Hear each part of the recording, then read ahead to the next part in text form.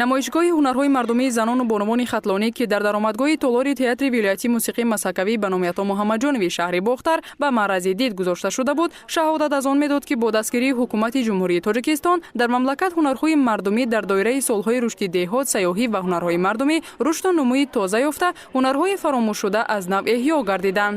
мо имрӯз дар ин анъана омадем ки ҳунарҳои мардумии худро пешкаши ман ҳамин меҳмонҳое ки имрӯз ба ин ҷашни мо омадаанд пешкаш намоем, ифтихори Тоҷикистонро баландтар бардорем. дар гӯшаи дигари намоишгоҳ кадбонуҳои ҳунарманд маҳсули пухтупаз, нону кулчаҳо, маҳсулоти қаннодӣ ва дигар анвои ғизоиро ба намоиш гузошта буданд.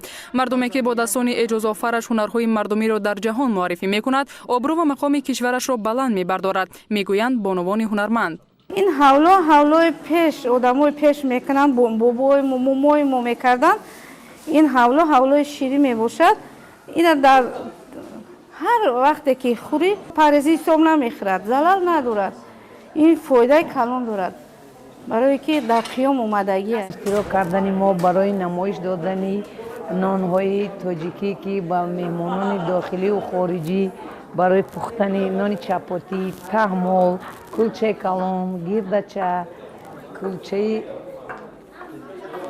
чой ки асодаи ҳамаи ин баромадани занҳои тоҷик.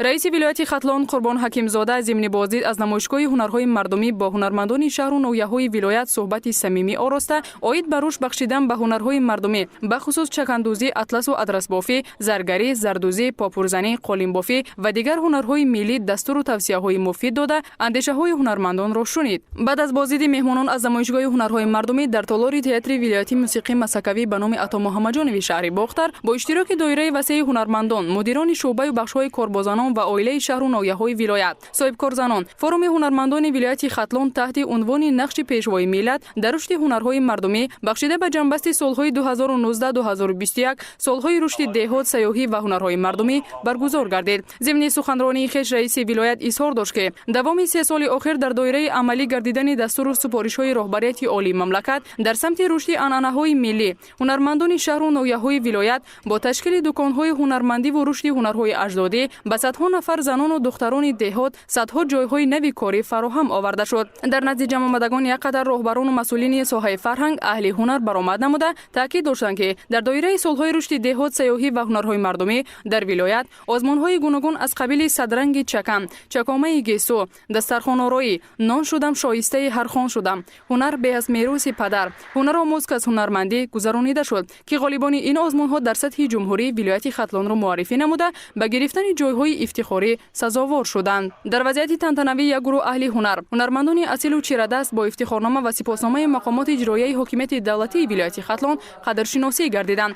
ҳамчунин 21 нафар ҳунармандон аз шаҳру навоҳии вилоят соҳиби шаҳодатномаи ғолиби озмуни гранти раиси вилояти хатлон ва ба маблағи аз 8000 сомонӣ то 20000 сомонӣ сарфароз шуданд. дар фарҷоми ин чорабинӣ таҳти унвони тараннуми ҳунар, барномаи рангини санъаткорони вилоят иборат аз суруду таронаҳои ватандорӣ, рақсҳои зебо ва саҳнаҳои ҷолиб пешкаши ҷамъомадагон гардонида шуд.